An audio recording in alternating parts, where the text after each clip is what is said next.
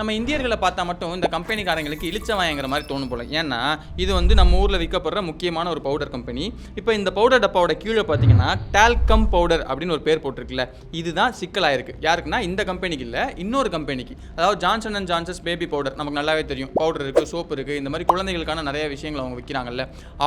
அவங்களோட பேபி பவுடரில் இந்த மாதிரி டால்கம் பவுடர் அப்படின்னு போட்டு அதை வச்சு தயாரிச்சதுனாலே பெரிய சிக்கலுக்கு உள்ளாயிருக்காங்க. நிறைய பேர் அவங்க மேலே கேஸ் போடுறாங்க, பெரிய பிரச்சனையெல்லாம் ஆகுது. அதனால அவங்க என்ன சொல்கிறாங்க, எனக்கு எந்த கேஸ் வேணாம், என்னை ஆளை விட்டுருங்க.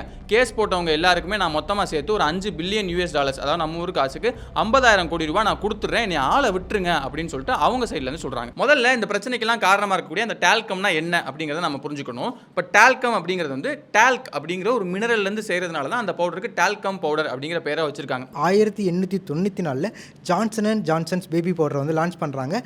லான்ச் பண்ணி ஒரு 20 வருஷத்தில் மிகப்பெரிய ஹிட் அடிக்குது. 1920-50 வந்து வேர்ல்ட்லே நம்பர் 1 கம்பெனியாக மாற ஆரம்பிக்கிறாங்க. அந்த காலகட்டத்தில் தான் இதை குழந்தைகள் மட்டும் கிடையாது, பெண்கள் கூட யூஸ் பண்ணலான்னு சொல்லிட்டு அட்வர்டைஸ்மெண்ட் பண்ணுறாங்க. பெண்களும் இதை நிறைய வாங்கி யூஸ் பண்ண ஆரம்பிக்கிறாங்க. அப்படி யூஸ் பண்ண ஆரம்பிச்சதுலேருந்து தான் முக்கியமான சிக்கலே வருது. என்னதுன்னா இந்த டால்க் உருவாகக்கூடிய அதே ஜியாலஜிக்கல் கண்டிஷனில் தான் ஆஸ்பெட்டாஸ் இங்கக்கூடிய இன்னொரு மெட்டீரியல் உருவாகும். இந்த ஆஸ்பெட்டாஸை பற்றி நம்ம வீடியோவில் ஆல்ரெடி பார்த்துருக்கோம். இந்த விஷயத்தை எக்ஸ்ட்ராக்ட் பண்ணி தான் ஆஸ்பெட்டாஸ் ஷீட் மாதிரியான விஷயங்களை நம்ம இந்தியாவில் வந்து யூஸ் பண்ணிகிட்டு இருக்கோம். இந்த ஆஸ்பெட்டாஸ் ஷீட்டில் இருக்கக்கூடிய அந்த ஆஸ்பெட்டாஸ் வந்து ரொம்ப ரொம்ப சின்னதாக இருக்கும். அது நம்ம சுவாசிக்கும் போது மூக்கு வழியாக லங்ஸ்குள்ளே போயிடும். லங்ஸ்குள்ளே இருக்கக்கூடிய இம்யூன் சிஸ்டம் வந்து இதை எப்படியாவது அடித்து வெளியே தள்ளணும்னு ட்ரை பண்ணும். ஆனால் இது ஸ்ட்ராங்காகவும் ஷார்ப்பாகவும் இருக்கிறனால நம்மளோட இம்யூன் சிஸ்டத்தால் இதை பிரேக் பண்ணி வெளியே தள்ள முடியாது.